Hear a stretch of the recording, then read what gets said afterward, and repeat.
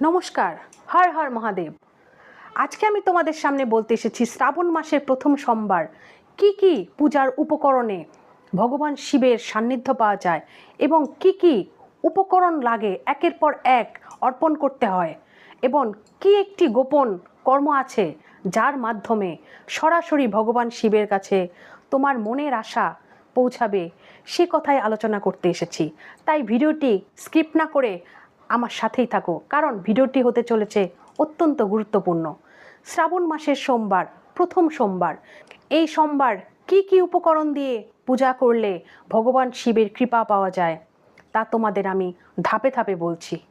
প্রথমত, মন্দিরে গিয়ে বা তোমাদের পূজার ঘরের সামনে যে শিবলিঙ্গ আছে তার সামনে প্রথমেই তুমি গঙ্গা জল অর্পণ করবে।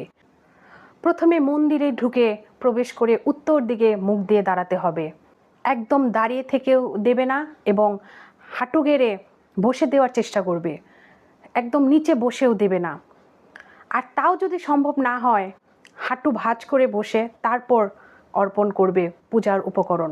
প্রথমেই গঙ্গা জল দেবে শিবলিঙ্গের মাথায়, তারপর শিবলিঙ্গকে অভিষেক করানোর জন্য দুধ, ঘি, মধু, কর্পূর, চিনি দিয়ে 5টি দ্রব্য মিশ্রিত করে তারপর অভিষেক করাতে হবে। তারপর ফুল, বেলপাতা দিয়ে ভগবান শিবের পূজা করতে হবে এবং 5টি ফল নিয়ে যাবে তোমরা। 5 ফল যদি নাও থাকে 3টি ফল অবশ্যই নিয়ে যাবে। আর ফলগুলো যেন হয় অবশ্যই একটা আস্ত, কাটা ফল নেওয়া যাবে না। ভগবান শিবের পূজায় আস্ত ফল নিবেদন করতে হয়। গঙ্গা জল, তোমরা সবাই হয়তো জানো যে এই গঙ্গা জল পবিত্রতার এবং শুদ্ধতার প্রতীক। তারপর বেলপাতা, ফুল, যেগুলো ভগবান শিবকে অর্পণ করলে তিনি অত্যন্ত সন্তুষ্ট হন। এবং একটি গুরুত্বপূর্ণ দ্রব্য, যে দ্রব্যটির কথা আমি তোমাদের বলতে চেয়েছি, প্রথম সোমবার সেটি ভগবান শিবের শিবলিঙ্গে বা শিবের চরণে অর্পণ করবে। তা হচ্ছে 1 মুষ্ঠ আতপ চাল। এই 1 মুষ্ঠ আতপ চাল অর্পণের মধ্য দিয়ে তোমার স্বামীর আয়ু দীর্ঘায়িত হবে এবং তার সুস্থতা কামনার জন্যই এই 1 মুষ্ঠ আতপ চাল প্রথম সোমবার তোমরা অবশ্যই ভগবান শিবলিঙ্গের মাথায় অর্পণ করবে। এখন আমি তোমাদের নন্দী মহারাজ সম্পর্কে বলতে যাচ্ছি।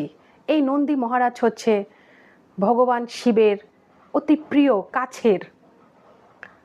তার একটি কর্ণ হাত দিয়ে ধরে আরেকটি কর্ণে আমরা আমাদের মনের আশা, আকাঙ্ক্ষা এবং যে চাওয়া পাওয়া থাকে সেগুলো অর্পণ করব। কারণ হিন্দু শাস্ত্রে বিশ্বাস আছে যে নন্দী মহারাজের মাধ্যমেই আমাদের সকল বার্তা ভগবান শিবের কাছে অতি দ্রুত পৌঁছায়। তাই নন্দী মহারাজের কানে কানে বা কর্ণে সেই কথাগুলো বললে অতি দ্রুত পৌঁছাবে এবং ভগবান শিবের কৃপা আমরা অতি দ্রুত পাবো।